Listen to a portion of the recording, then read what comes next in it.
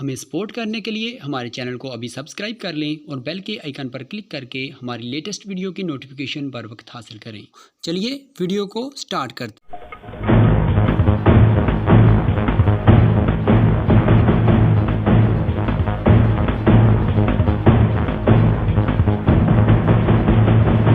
एक समय में रायगढ़ शहर को तालाबों का शहर कहा जाता था। शहर में 40 से भी अधिक तालाब थे, लेकिन समय के साथ बढ़ते औद्योगिकीकरण की वजह से शहर के तालाब सूखते गए। इन तालाबों पर कब्जा भी होता गया। आलम यह है कि आज शहर के अधिकतर तालाब या तो सूखे मैदान हो चुके हैं या फिर अवैध निर्माण की वजह से पूरी तरह विलुप्त हो चुके हैं। रायगढ़ शहर का बाघ तालाब, भुजबंधान तालाब, जयसिंह तालाब, करबला तालाब इसका जीता जागता उदाहरण है। शहर का बाघ तालाब तो पूरी तरह अवैध निर्माण की भेंट चढ़ चुका है। तालाब की जमीनों पर न सिर्फ माफियाओं का कब्जा है, बल्कि इसे औने पौने दामों पर भी बेच दिया जाता है। नतीजतन तालाब के बीचों बीच लोगों ने घर बना लिया है। शहर के अन्य तालाबों की भी कमोबेश यही स्थिति है।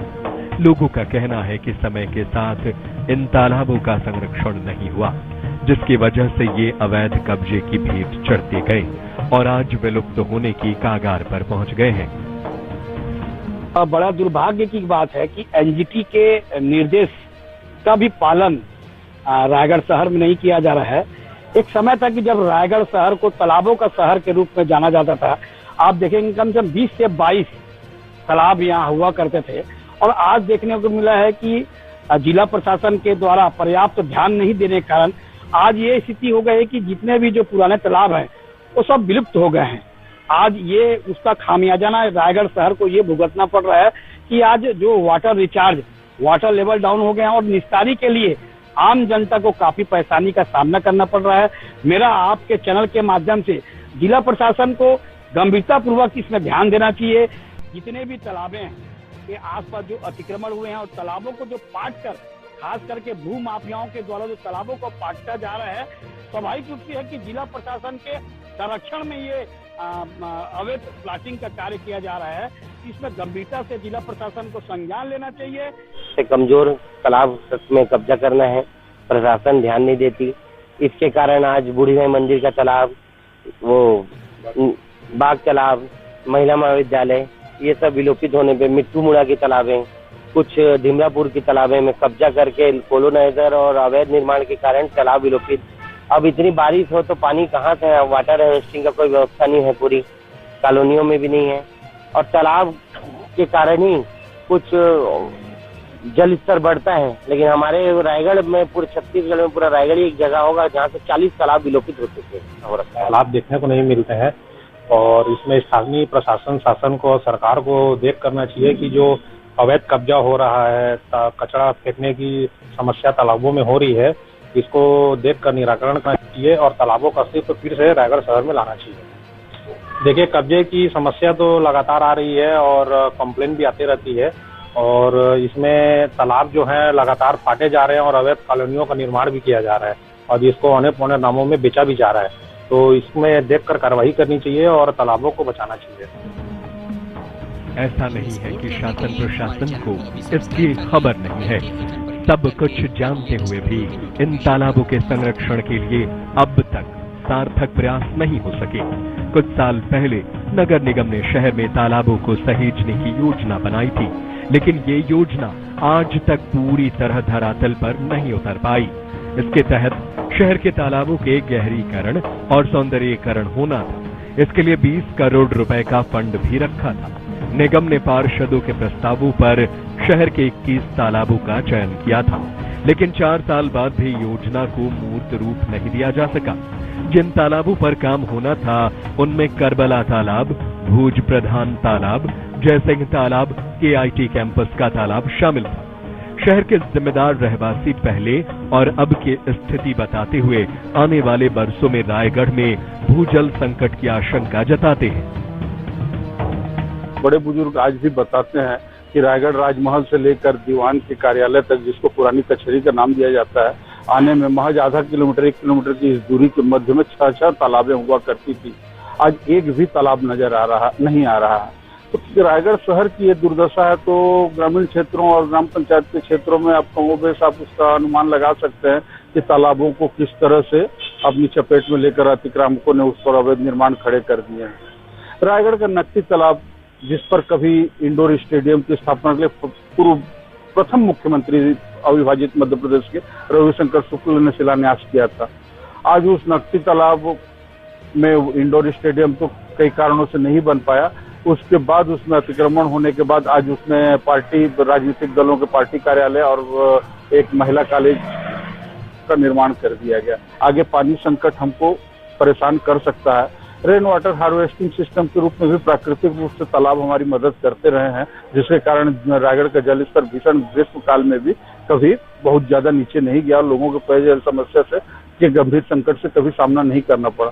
लेकिन तालाबों को जिस तरह से अभी नुकसान पहुंचाया जा रहा है और अतिक्रमण उस पर हो रहा है, तो कालांतर में हम कह सकते हैं कि इसका हमको बहुत बड़ा पर्यावरण प्रदूषण के रूप में खामियाजा भुगतना पड़ सकता है। तालाबों के किनारे जैसे शहर की आबादी बढ़ना चालू हुई, तो सबसे पहले अवैध कब्जाधारियों ने तालाब के किनारों पर पड़ी जमीन को, सड़क के किनारे को जमीन को निशाना बनाना शुरू किया। जो होशियार और सातिर किस्म और चालाक किस्म के लोग थे, उन्होंने पहले तो बेजा कब्जा किया, जुर्माना पटाया और उसका पट्टा भी बनवा लिया।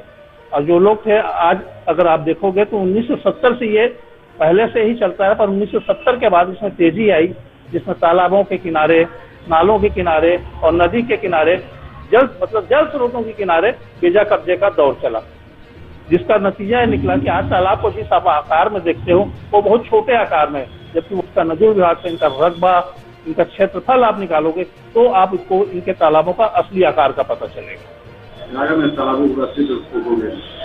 अस्तित्व तो नहीं कहा सकता मैं खो गया है, पर जो अस्तित्व था वैसा अब नहीं दिखाई देता। तालाब छोटे मोटे होते जा रहे हैं और अगर भी ध्यान नहीं दिया गया और तालाबों को बचाने की मुहिम नहीं चलाई गई तो ये निश्चित बात है कि ये अस्तित्व विहीन हो जाएंगे। किसी भी शहर के तालाबों के रखरखाव का जिम्मा नगर निगम पर होता है। रायगढ़ में निगम अपनी इस जिम्मेदारी के प्रति उदासीन है। विपक्ष निगम की इस उदासीनता को लेकर सवाल उठा रहा है।